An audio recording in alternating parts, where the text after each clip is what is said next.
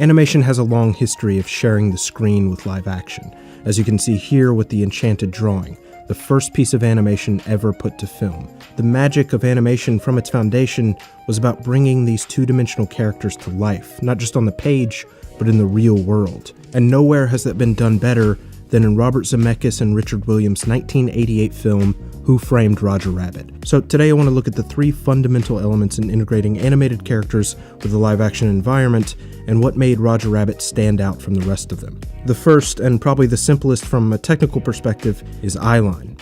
Eyeline's important for a number of reasons. It establishes an emotional connection with the animated character and the actor, it sets a blocking reference for the animators, and it also convinces the audience that both characters are occupying the same dimensional space. And when the effect works, it's a seamless interaction, but when it doesn't, the actors seem to be blankly staring into dead space, which is the case with a lot of the animated scenes in Mary Poppins. You can see her eyeline never quite connects with the other characters, and no matter how beautifully animated those penguins are, it still breaks the illusion. Now, let's look at this scene from Roger Rabbit where Eddie and Roger arrive outside of Maroon Studios.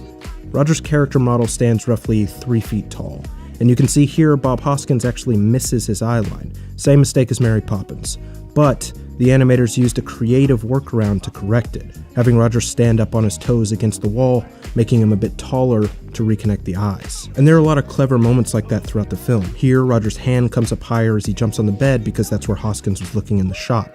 And a lot of these gestures were done out of necessity, since reshoots were absolutely not an option. The live-action portion of the film had to be shot in its entirety before a single frame of animation could be done, because the animation was drawn directly on the photostats. So that meant any contact made by a toon had to be 100% premeditated, which brings us to element number 2, physical interaction. Dames? What dames? Don't think I'm the only one for me.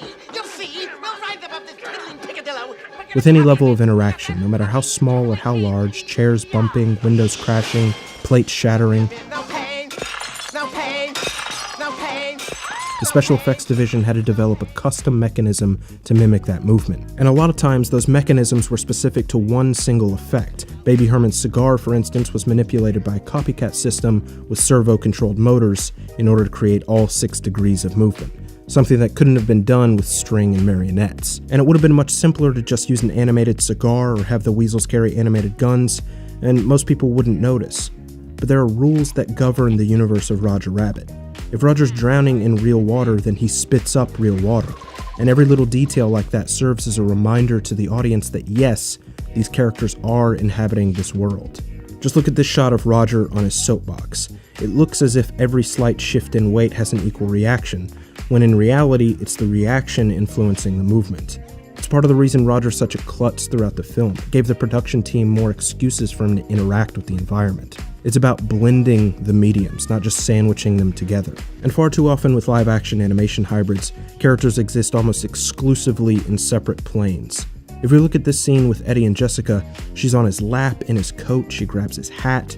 She has real presence and weight, and that's what sells the illusion. But if we compare that to a similar scene in Ralph Bakshi's 1992 film Cool World, you'll see there's nothing really connecting these two characters.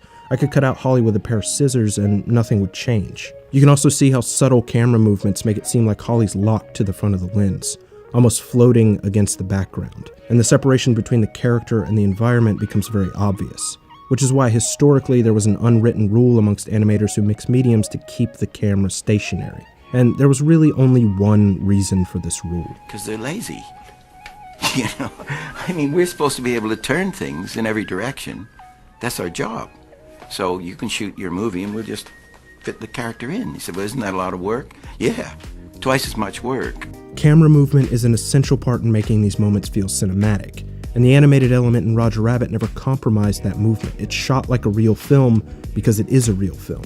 And you have to remember, this synchronization of the characters against the camera was done before the age of digital compositing.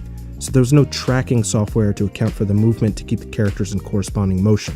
This was all accomplished by eye and by hand, not only drawing each frame, but drawing each frame in perspective. And that becomes a lot more impressive when you consider the layer build of each character. Which brings us to the third and final element, shadow, or more specifically, light and shadow accuracy, and this is what set Roger Rabbit apart from its predecessors. Each toon is their own individual layer, but there are also at least 5 additional cells of shadow and highlight layers for each character in each frame, built up like a watercolor painting. Starting with a mask as a backlight, then a shadow matte painted with hard edges and then soft-ended in the optical printer, a second shadow mask as a cast shadow, an inner positive, and an articulate mask for any physical interaction with the character. And when composited together, it gives a realistic 3-dimensionality to the characters. Now, keep all those layers in mind when watching this scene. You said you'd never take another tool case. What'd you have, a change of heart? Nothing's changed. Somebody's made a patsy out of me, and I'm gonna find out why. This is called bumping the lamp, a phrase coined by Disney during the production of Roger Rabbit to describe going above and beyond what was expected of the animators. It would have been perfectly feasible if Roger stayed flatly illuminated throughout the scene like a cartoon normally would, but instead, the animators put in the time to shade every cell uniquely so that the practical light would bounce off them the same way it would a physical object. And they had to account for that dynamically shifting lighting with every contour on Roger's limbs, his clothes, his face, the cast shadow he creates on the environment, as well as the texture of the light, the slightest difference in color temperatures, the lamp sways. Even Roger's ears have a slight translucency since they're much thinner than the rest of his body. They thought of that. Audiences had no expectation for this level of realism in 1988. But all these seemingly superfluous details help sell the effect at a subconscious level. And the best part of this film is that without having noticed any of this, having no technical knowledge of the animation process or the filmmaking has no effect on your enjoyment of Roger Rabbit. It's an incredible film by its own merit. The storytelling, the heart, and the humor, that's where the true movie magic is.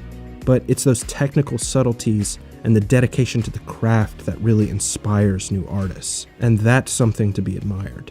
So in your work, always take the chance to bump the lamp, because somebody out there will notice.